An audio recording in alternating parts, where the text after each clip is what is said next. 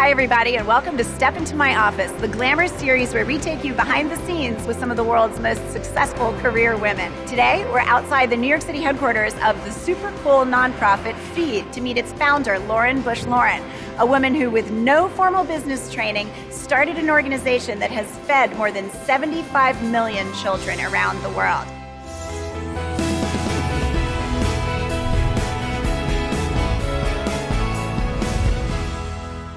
Now, you and I have known each other a long time. You were on the cover of Glamour in 2002 when you weren't even in college yet. You could be a supermodel, a designer, a photographer, a scholar.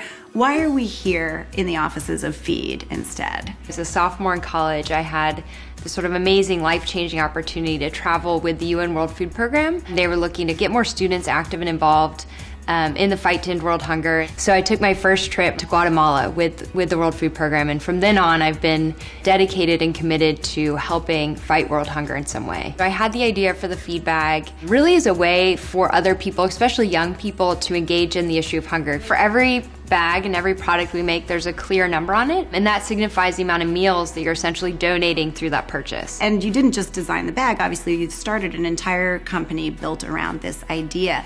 I know you started it with your own savings. Was that a difficult decision? We had our first order from Amazon.com, so basically I needed just funding in order to fund this first order. It was 500 bags. And with that, 500 children would be fed for a year. Incredible. You obviously come from a political family. Your grandfather is President George H.W. Bush, and your uncle is President George W. Bush. Did they inspire you to go into this kind of public service? At an early age, this idea of being a public servant was one that I just innately grew up with. And even my mom started a charity when I was younger to help homeless and abused children. So I do feel very grateful that those values were always kind of front and center in my household. It sounds like your mother is a role model to you. Who are some of the women who have inspired you as you've tried to chase your own dreams? I'm most inspired by the women I'm closest to every day. So my little sister, Ashley, is amazing and very entrepreneurial in her own right. And most of the FEED staff are women. I'm lucky every day to be surrounded by really smart, dedicated women. I want to ask your advice for women who want to start their own company. So often you do have to start it in your own home. How do you really get it done? It worked for you. To start where you can start and be okay with that is important.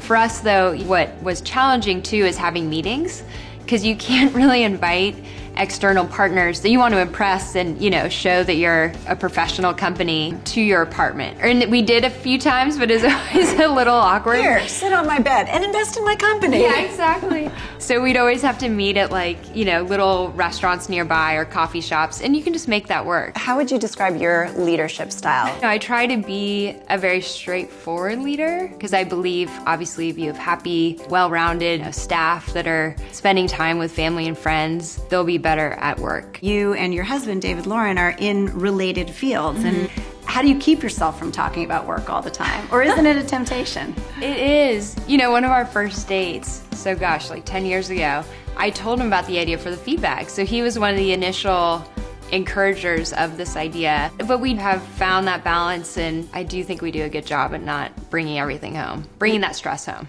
We all have moments of doubt. How do you get through yours? You can't help but I think have self-doubt, and I think that actually makes you a better leader. That's interesting. Why is that? Doubt is healthy because it keeps you on your toes. It keeps you striving to be a better person, to be a better leader. Having kind of that humbling realization of okay, maybe I shouldn't be doing X, Y, and Z is healthy to any organization.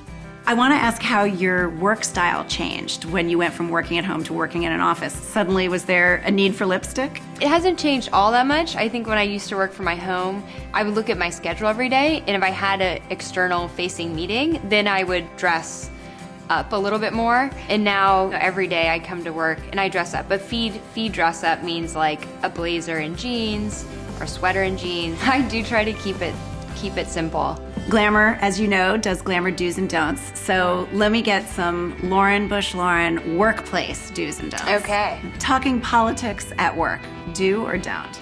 Don't. No need to polarize people in the workplace. Dressing in your pajamas when you work at home, do or don't? Don't. At least put on jeans. Checking work emails from bed, something I myself am guilty of, do or don't? Oh, I really used to, but now I think it's a don't. Wearing full makeup when you're on a UN trip. Do or don't? You just don't. Yeah, no need for that. Slash will melt off your face. Lauren, thank you so much for letting us invade Cindy. your offices. Oh my gosh. You're welcome anytime. At Glamour, we love to hear from our audience. So if you enjoyed today's conversation with Lauren Bush Lauren, please let us know in the comments below. And be sure to let me know which other women you'd like to hear from in future episodes. Thanks for watching Step Into My Office.